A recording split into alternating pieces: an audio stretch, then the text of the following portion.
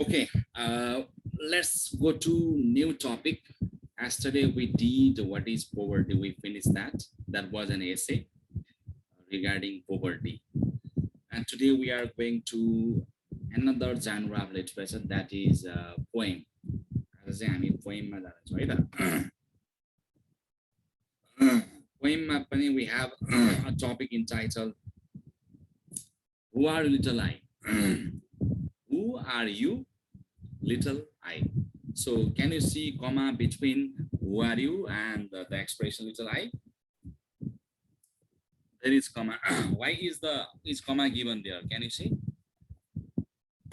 What sort of effect that comma gives? Comma is used to give a pause. To maintain the pause, comma is given there. Who are you, little I? So this is a poem written by E. Cummings. So in the name of E. Cummings also you might see a bit different here.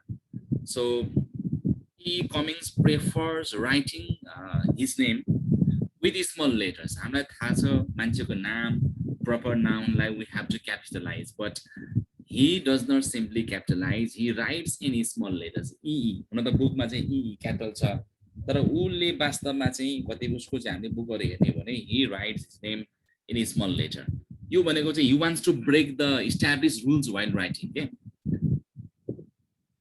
उ चाहिँ एकदमै रुल्सहरु brake गरेर जुन established rules of writing छ, जुन convention of writing छ, जुन tradition of writing छ, he wants to break that. He wants to be actually revolutionary. आफूलाई एकदम एउटा क्रान्तिकारी, परिवर्तनकारी, एकदम अलिकति चाहिँ he wants to give a sort of focus, emphasis on his writing.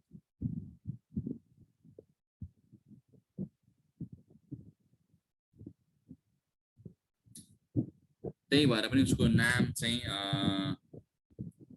स्मलमा लेखेको छ र यो प्रसुन लामी चाहिँ हाम्रै क्लासको हो सर. ओके र यो लिटल आई भन्ने जुन लेटर छ त्यो आई पनि that is small letter, it is not capitalized. हामीलाई थाहा छ कि I is capitalized everywhere. Do you know that or not? But here I is small letter. Who are you, little I? तिमी को हो? सानो म. तिमी सानो मान्छे, म को हो? He is raising question to himself. Okay, now let's go further. Let me talk about writer. And first, before talking writer, you can see three questions in the book. साथमा तिमीहरुसँग बुक होला, बुकमा दिएको तीनटा क्वेशन हामी discuss गरौँ पहिला. Have you ever looked out through a window and taken picture in what you saw? If so, what did you look at? कहिले तिमीले झ्यालबाट बाहिर हेरेर पिक्चर केही अथवा प्लेजर केही तिमीले लिएको छ? हामी झ्यालबाट अहिले तिमीहरु घरमा बसिरहेको छौ, झ्यालबाट बाहिर हेरेर के देख्छौ? मेरो झ्यालबाट बाहिर चाहिँ म यहाँ रिसोर्ट देख्छु. म हेरबाट रिसोर्ट, रिगल रिसोर्ट. त्यहाँ भित्र जंगल छ, ठूलो रुखहरु छ, म पोखरी देख्छु, गाडीहरु देख्छु. ब्युटीफुल चाहिँ, इट्स भेरी ब्युटीफुल. त्यस्तै तिमीले पनि झ्याल भन्दा बाहिर हेर्यो भने त्यहाँ वरिपरि अब नेचर छ भने यु मे इन्जोय द्याट. अब घरमा झ्यालै छैन भने त अब के फिता देखाउला के पनि देख्दैन. Just हामीलाई when we go out, when you see out a window, out of door, when we see the natural beauty, that gives us a sort of pleasure. हामीलाई एक खालको आनन्द दिन्छ, एक खालको रिलिफ फिल गराउँछ. Which beautiful scenes do you think would make you want to look out through the window? कस्ता सिनहरुले तिमीलाई चाहिँ अब मोहित पार्छ? Which beautiful scenes do you think would make you want to look out through the window? कस्तो scene तिमीलाई हेर्न मन पर्छ झ्यालबाट? कस्तो ठाउँमा तिमीलाई घर बनाउन मन छ ल भन? कस्तो ठाउँमा घर भइदिए हुन्थ्यो लाग्छ? जंगलको बीचमा. जंगलको बीचमा. मलाई चाहिँ मेरो घर टक्क तिम्रो चाहिँ यस्तो ठाउँमा होस्, झ्यालबाट टक्क हेर्दाखेरि चाहिँ हिमाल देखियोस्, यताम्बे हिउँ देखियोस् एकापट्टि, दक्षिणतिर हेर्दाखेरि समुद्र देखियोस्, समुद्रको बीच देखियोस् हैन, वरिपरि रुखहरु होस्, घाँसे मैदान होस्, हरियाली होस्, पानी होस् सबैतिर. यस्तो आनन्दको ठाउँ के गेटमा टक्क चुरुक उठेर झ्यालबाट यसो हेर्दा हिउँ परेको हिमाल यतातिर समुद्र पनि होइन you write the pronoun I capital or small in writing तिमी लेख्दाखेरि I लाई तिमी स्मल लेख्छौ कि क्यापिटल लेख्छौ पक्कै पनि हामीले I जहाँ पनि के गर्छौं हामी क्यापिटल लेख्छौं किन हामीलाई थाहा छ ग्रामेटिकली I चाहिँ जहाँ लेखे पनि चाहे त्यो एज अ सब्जेक्ट होस् अथवा in the middle of sentence किन नहोस् it should be as a capital जहाँ आए पनि क्यापिटल हुन्छ हामीले बुझेको त्यही हो पढेको त्यही हो तर यहाँ the poet E. Cummings breaks the established convention of writing, established tradition of writing. किन उसले ब्रेक गर्छ भन्ने कुरा नै हामी यहाँ बुझ्न आवश्यक छ हामी राइटरको बारेमा पहिला बुझौँ The full name of E. Cummings is Edward Astlin Cummings, who was born in 1894 and he died in 1962. He is often styled as E. Cummings, who was an American poet, painter, essayist, novelist, and playwright. He is not only a poet, the poet is a poet, but he is not only poet. He is a painter also, essayist also, novelist as well, and playwright also. He wrote approximately 2,900 poems, 2 autobiographical novels, 4 plays, and several essays, as well as numerous drawings and paintings. So lots of art of works are there. He developed the style of poetry writing for which he became renowned with its unconventional use of capitalization, punctuation, spacing, and structure. किन well known छ भन्दाखेरि उसले अब capital लेटरहरूलाई brake गरिदिने जुन एउटा convention of writing छ पङ्क्चुएसन दिने तरिका त्यसलाई ब्रेक गरिदिने स्पेसिङका कुराहरूलाई ब्रेक गरिदिने हैन अनि स्ट्रक्चरलाई ब्रेक गरिदिने आदि सारा रिजनले गर्दाखेरि चाहिँ he is well known. He is regarded as an eminent as a very famous voice of the 20th century English literature. Now let's go to what is the poem about. Janak Saha भन्ने कोही छ हाम्रो क्लासमा छ sir हाम्रो क्लासको admit गर्दियौ sir photo छ नि सर यहाँ हुँदैन यहाँ हेर्न मिल्दैन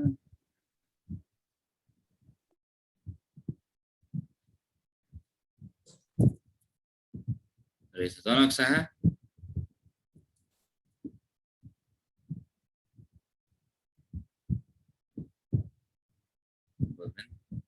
ल पोएम एकदमै सर्ट छ एकदमै सिम्पल छ there are just 1 2 3 4 5 6 7 8 जम्मा 8 लाइनको पोएम हो लाइनहरु पनि यति छोटा छन् यति सिम्पल छन् प्राय ई कमिङ्सको पोएमहरु प्राय यस्तै हुन्छ अब पोएम यसो हेरौँ है त हु आर यु लिटल आई तिमी को हो सानो आई 5 or 6 year old मात्र 5-6 वर्षको उमेरको peering from some high window झ्यालबाट बाहिर हेरिरहेको at the gold of November sunset November महिनाको जुन सनसेट जुन घाम अस्ताउने बेलामा अस्ताइरहेको हेरिरहेको तिमी को and feeling र मनमा यस्तो फिलिङ तिमीले गरिरहेछौ that if day has to become night अब दिन के त रात हुँदैछ भनेर मनमा फिलिङ बोकेर हैन this is a beautiful way र जुन कुरा तिमीलाई फिल भइरहेछ अब दिन रात बन्दैछ भन्ने कुरा फिल भइरहेछ त्यो कुरा तिमीलाई ब्युटिफुल लागिरहेछ यस्तो सोच भएको मान्छे तिमी को who are you little I poem यही नै हो हु आर लिटल आई तिमी को भन्छ so who are little I is a very short poem written by E. Cummings in the 20th century. Cummings was a poet, playwright, and novelist born in Cambridge, Massachusetts in 1894. He studied Latin, Greek, and literature at Harvard University. His first collection of poems was Tulips and Chimneys. पहिलो poems collections यही हो. He became a very famous poet and received many honors and awards. His final work was 95 poems and he died in 1962. In Who You Are, Little I, the main idea is that your poem ko main theme चाहिँ के हो भन्दाखेरि main idea is that the speaker welcomes the advent of death in relief from a suffering life. यो अघि मैले लाइनहरु पढ्दा सायद तिमीले यो मिनिङ बुझ्न सकेन होला है यो पोएमको मेन थिम भनेको चाहिँ यहाँ स्पिकर छ, चाहे त्यो पोइट होस् अथवा कुनै एउटा व्यक्ति होस्, अननोन पर्सन किन नहोस्, त्यो स्पिकरले के गर्छ भने डेथ, आफ्नो जुन डेथ अगाडि आइरहेछ, जुन death is approaching him or her, so she easily welcomes or accept that death, सजिलै उसले के त मृत्युलाई स्वीकार गर्छ कि। यहाँ चाहिँ यो पोइममा डे लास्टलाई हामी हेऱ्यौँ भने that if day has to become night छ नि, day has to become night, day भनेको चाहिँ लाइफ भयो symbolically, day refers to life, night refers to what death. तिम्रो बिहान घाम झुल्किन्छ, घाम मजाले उज्यालो आउँछ, त्यो कलिलो घाम हुन्छ, त्यसलाई सम्झ एउटा बाल्यकाल हो होइन।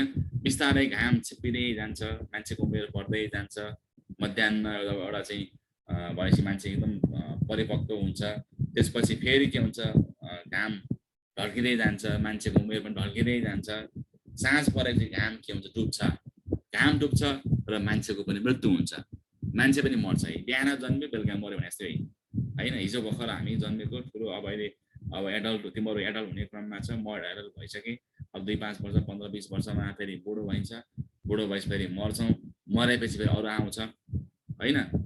त्यो मर्दाखेरि पनि यहाँ चाहिँ स्पिकरले एक खालको चाहिँ रिलिफ फिल गर्छ क्या, at least he got relief from the burdens of the life, boring day to day life, जुन सेड्युलमा हामी अहिले बहिरहेछौँ, बिहानदेखि बेलुकासम्म काम गरिरहेछौँ, त्योबाट पढिरहेछौँ, मृत्यु पछि त यो कुराबाट हामी मुक्त हुन्छौँ नि। त्यस्तै हो, त्यो नाइटले चाहिँ डेथलाई सिम्बोलाइज गर्छ। The poem describes a child looking out, यो खासमा पोएममा चाहिँ चाइल्ड चाहिँ यहाँ एउटा चाहिँ क्यारेक्टर छ कि। The poem describes a child looking out a window at the end of the day, दिनको चाहिँ साँझमा एउटा सानो बच्चो बाहिर हेरेर, झ्यालबाट बाहिर हेरिरहेको हुन्छ। Who are little I, 5 or 6 years old, peering from some high window, some high window लेखेको छ नि, झ्यालबाट हेर्ने सानो 5-6 वर्षको केटो तिमी को हो। It is about nature and the effect it has on the speaker. यो पोएम चाहिँ नेचरको इफेक्टको बारे, it deals with the effect of the nature. So every human life, every living creature is affected by the nature. हरेक कुरालाई नेचरले प्रभाव पार्छ, त्यो नेचरको इफेक्टसँग सम्बन्धित छ यो poem. The speaker recalls a childhood moment closely connected with nature. Perhaps the speaker is the poet. सायद यो स्पिकर पोइट नै होला हैन। र जब यो पोइममा चाहिँ स्पिकर चाहिँ पास्टमा जान्छ के, he goes to the past, he becomes nostalgic. Nostalgic means if someone remembers the past, and that is what nostalgic. उ पास्टमा जान्छ, हराउँछ। म पनि अब चाहिँ पास्टमा गयो भने म मेरो गाउँमा पुग्छु, मेरो गाउँमा मैले पढेको स्कुलमा पुग्छु। म 1 क्लास पढ्दा 2टा स्कुल पढ्थेँ एकैपल्ट, कहिले यता जाने कहिले उता जान्थेँ। 2 क्लास पुग्दा म अर्को स्कुलमा गएर पुगेँ, पढेँ, फेरि 6 क्लास मैले अर्को स्कुलमा पढेँ, 7देखि अर्कोमा पढेँ, म बाल्यकालमा पुगेँ। अहिले यो भन्दै गर्दा आई गोइङ टु पास्ट। म गाउँमा बस्थेँ, म घोडालो जान्थेँ, गाई बस्तु हेर्थेँ ओके न, म फुटबल खेल्थेँ, प्लास्टिकको बल बनाएर खेल्थेँ, टुर्नामेन्ट पनि खेल्थेँ, त्यसपछि म भलिबल खेलाडी बनेँ ओके न। म पास्टमा गएँ नि, म नोस्टाल्जिक भएँ। मैले तिमीहरूले पनि त्यसरी सम्झ्यो भने तिमीहरू स्कुलमा पढ्थ्यौ, कोही बालजाती पढ्थ्यो होला, कोही जिएस पढ्थ्यो होला, कोही तराईतिरका चाहिँ रौतहट पढ्थ्यो होला होइन। त्यो स्कुल लाइफ नर्सरीदेखिको त्यो पढेको स्कुल, कसैले 5 क्लास पुगेर स्कुल चेन्ज गर्यो होला, त्यहाँका साथीभाइहरू, त्यहाँको गुरुवर्गहरू, त्यहाँको माहौल, त्यहाँको क्यान्टिन, त्यहाँको पाले दाई, त्यहाँको चाहिँ दिदीहरू, त्यहाँका दाईहरू, ड्राइभर दाई, खलासी दाई, प्रिन्सिपल सर, यो सम्झिँदै गयो भने do you become nostalgic or not, एक खालको नोस्टाल्जिया माइन्डमा आउँछ नि। यस्तै हुन्छ जब हामी नोस्टाल्जिक हुन्छौँ अनि त्यसपछि हामी पास्टमा पुग्छौँ। पास्टमा पुगेपछि हाम्रो काहीँ न काहीँ नेचरसँग कनेक्सन हुन्छ कि। जति पनि एक्टिभिटिज भएका हुन्छन् they all happen in the nature, in the lab of the nature. The speaker recalls a childhood moment closely connected with the nature. Perhaps the speaker is the poet. He then suffers from inferiority complex and becomes very insecure. The fact that he uses the word little to describe himself and does not capitalize any word including I and November, so his feeling of inferiority. खासमा चाहिँ जब कवि, जब speaker पास्टमा पुग्छ नि, उसले आफूलाई inferior, junior, सानो मान्छे पाउँछ के। म त एउटा सानो मान्छे, त इन्फेरियर मान्छे हैन, यो प्रकृति भन्दा म सानो मान्छे। ऊ आफूले आफूलाई लिटल भन्ने वर्ड प्रयोग गर्छ र उसले आईलाई क्यापिटल नगरेर स्मल गर्छ Even November, grammatically the word November is the name of the month that should be capitalized. त्यसलाई पनि उले स्मल लेटरमा कन्भर्ट गर्छ अथवा त्यसलाई क्यापिटल उले गर्दैन. यसको मतलब के भन्दाखेरि to show what inferiority. यसले inferiority देखाएको है हैन. At the end he commits suicide as he says that if day becomes night. यहाँ डे भनेको लाइफ हो, यहाँ नाइट भनेको के हो, डेथ हो. हामी सुरुको पहिलो दोस्रो तेस्रो चौथो पाँचौं लाइनसम्म यो पोएम एउटा कुरासँग सम्बन्धित छ. Who are you, little I, 5 or 6 years old, peering from some high window at the gold of November sunset. So up to this line, up to 5th line, there is one idea of the poem. But if you move from that, or rest of the part lies in the second section of the poem, okay? And feeling that if day has to become night, that this is a beautiful day. यदि दिन रातमा convert हुने हो भने, यदि मान्छेको जिन्दगी मृत्यु हुने हो भने मान्छे के हुन्छ, ह्यापी हुन्छ, ऊ ब्लिसफुल हुन्छ, किनभने he gets salvation, he gets released from the boring life, from the doleful life.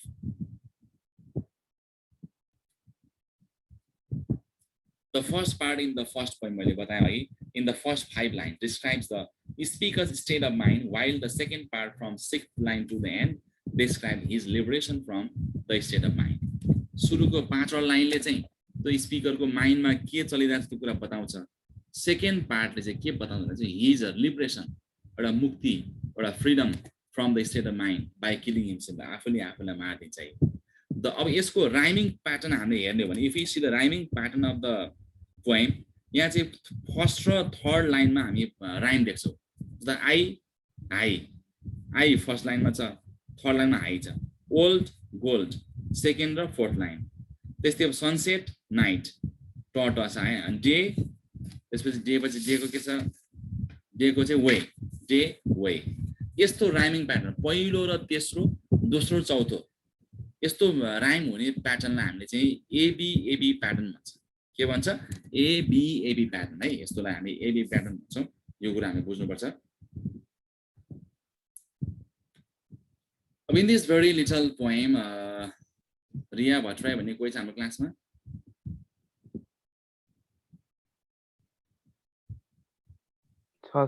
In this very little poem, the speaker stands near his window one evening, watching sunset outside. He addresses himself in the form of his own inner child of 5 or 6 years old. आफूले देख्छ, who are you little I भनेर he is asking question to himself. ऊ आफूले आफूलाई imagine गर्छ, सानो 5-6 वर्ष केटो पास्टमा हैन, calling little I as the childlike feelings still lives within him. The feelings that causes him to recall how he used to enjoy the golden sunset in November when he was a child. The golden sunset याद आउँछ हैन, कसरी घाम डुब्थ्यो. He recalls how in his childhood days he used to enjoy such beautiful natural scenes. उले कतिको त्यो natural scenes beauty enjoy गर्थ्यो. It has been long since then. Now all such joys and pleasures have been suppressed by maturity. यो सबै कुरा पहिला सानो हुँदाखेरि बाल्यकालमा चाहिँ एउटा सानो किरा देख्दा मान्छेलाई आनन्द आउँथ्यो, इन्द्रेणी देखेर मान्छे खुसी हुन्थे, रुख देखेर खुसी हुन्थे. तर अहिले यी कुराहरूबाट हामी खुसी हुन किन सकिरहेको छैन? Because our happiness is what suppressed by maturity. जति मान्छे मच्योर हुँदै गयो त्यसपछि त्यो मान्छेमा चाहिँ अनह्याप्पिनेस थपिन्छ. जुन पाए त्यो कुराले उसलाई खुसी ल्याउन सक्दैन, हैन? त्यो फिलिङ आउँछ है, सप्रेस्ड बाई मच्युरिटी, एडल्टहुड, त्यो चिन्ताले गर्दाखेरि, वरिजले गर्दाखेरि. But he appreciates if the days of life pass on like this, it's not bad. Here indicates the gradual passage of life nearing it to its end.